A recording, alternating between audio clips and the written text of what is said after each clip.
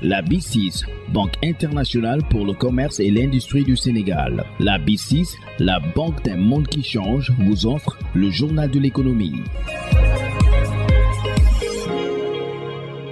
Bonjour et bienvenue dans ce journal de l'économie. Les changements climatiques, un frein pour le développement de l'agriculture, de l'élevage et de la pêche, des secteurs très dépendants des ressources naturelles qui sont fortement exposés aux aléas climatiques. Le Sénégal veut mettre en place sa contribution déterminée au niveau national, un ensemble de pratiques pour faire face aux changements climatiques. Un atelier de partage et de validation de la stratégie de mise en œuvre de la contribution déterminée au niveau national pour les secteurs de l'agriculture et de l'élevage a été organisé par la FAO. Marfour Sarr est le chargé de programme à la représentation de la FAO au Sénégal. En fait, aujourd'hui, on parle de contribution nationale déterminée au niveau national. Il y a les options des questions d'adaptation au changement climatique. Il y a tout un ensemble de pratiques d'adaptation au changement climatique pour le secteur de l'agriculture. On en a parlé. Il y a aujourd'hui les questions de gestion des terres, qui est un aspect important, la gestion de l'eau, qui est un aspect important. On a parlé de comment faire pour améliorer les semences, donc là, qui constituent des éléments. Je pense qu'il y a tout un ensemble de pratiques d'adaptation au changement climatique qui sont en train d'être mises en œuvre et qui aident le gouvernement du Sénégal à répondre un peu à cet engagement qui est pris au niveau de l'accord de Paris. Il y a aussi d'autres pratiques pour l'atténuation.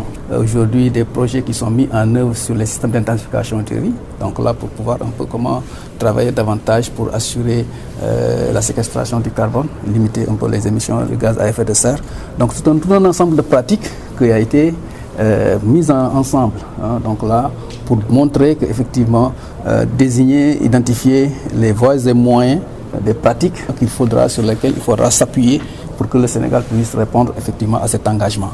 Il y a des pratiques qui sont là, mais aussi il y a cette nécessité de pouvoir travailler ensemble avec l'ensemble des secteurs. Aujourd'hui, il y a le secteur de l'environnement, le secteur de l'agriculture, le secteur de l'élevage et l'ensemble des acteurs aussi, la société civile, et le secteur privé. Donc là, en fait, les organisations de producteurs, tout un ensemble d'acteurs qui doivent être ensemble.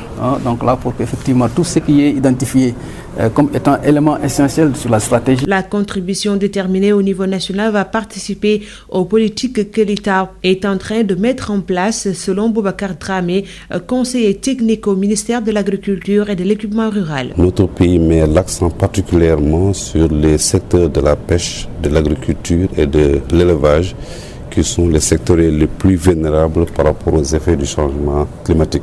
Ainsi, tout cet arsenal ou bien cette étude qui est élaborée de manière inclusive et participative avec toutes les parties prenantes a permis de mettre en place un plan d'action. Et cet atelier permet au moins de partager avec les parties prenantes les résultats de cette étude. Et nous remercions de passage tous les partenaires techniques et financiers, à savoir le gouvernement du Québec et la FAO, avec les autres parties prenantes, les organisations de producteurs qui ont contribué à la mise en place d'une contribution déterminée au niveau national consensuel. Et ça, je crois que ça va participer à toutes les politiques que nous sommes en train de mettre en place à travers la vision prospective du plan Sénégal émergent. C'est tout pour aujourd'hui. Rendez-vous demain pour un autre journal de l'économie.